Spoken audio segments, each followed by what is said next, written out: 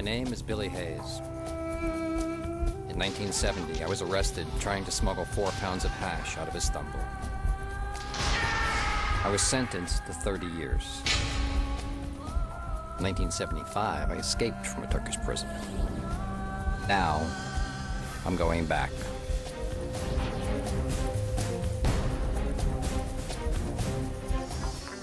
Less than 3 years after his daring escape, Hollywood took the Billy Hayes book and rewrote history.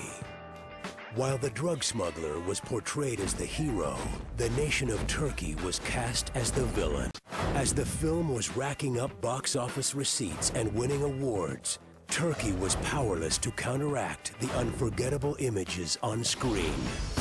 This movie was the most damaging piece of work that's come out about Turkey ever. People were, I remember, were cursing, you know, at Turkey. I mean, there was a very strong reaction. I would like to heal the breach between myself and Turkey.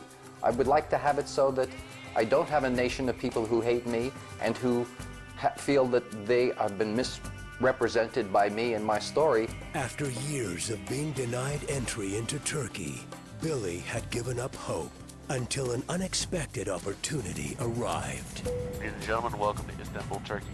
To the Turkish nation, I've always wanted to return to Istanbul and to make amends for the wrongs that Midnight Express have created. Before the healing could take place, Billy had to face the ghosts from his past. Oh my God, yes, this is definitely it. Screaming, crying, naked guys, people dirty with sores in their body.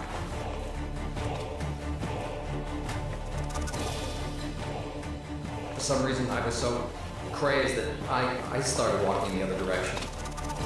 I always wanted to come back to Istanbul. I don't think I wanted to come back here. Midnight Return, the true story of Billy Hayes and Turkey.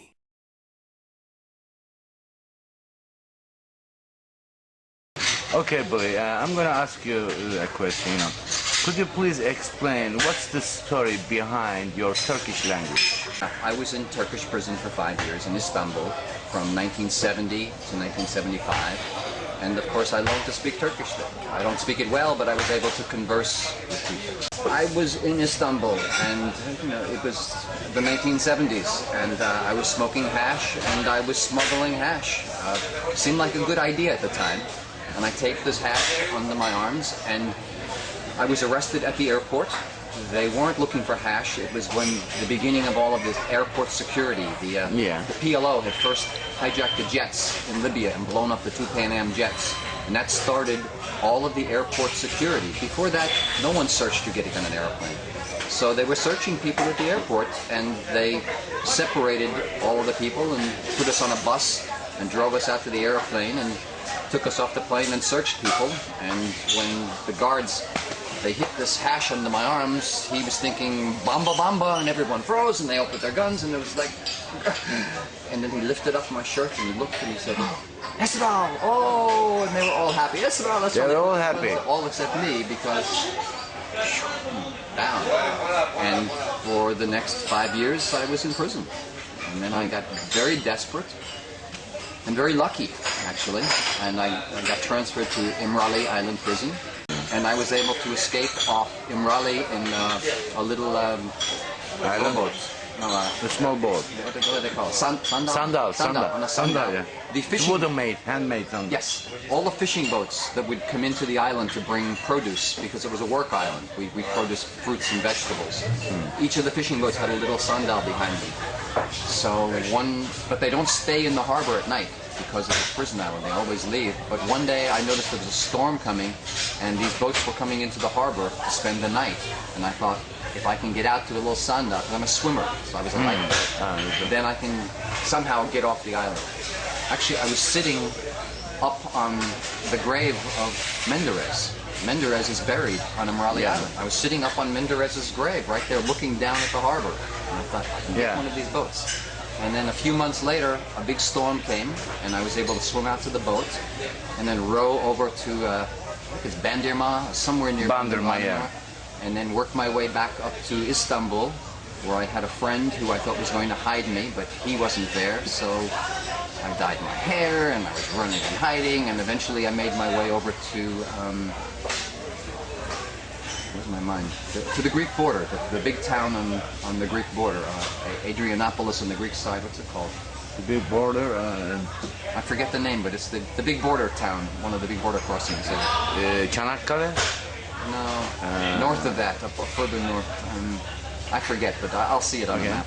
Okay. And then I was able to go down even further, down past a town called Karakasim, a small village. Karakasim. And then out into the open, wild country, and eventually swim the river, the Maritas River, across into Greece to escape.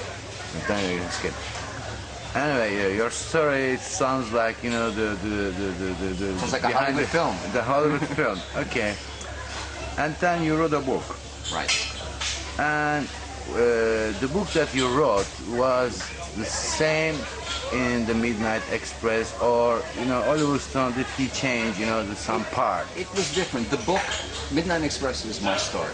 It's, you know, some people in Turkey weren't happy with the book, but not so much, because it was what happened to me. That's it.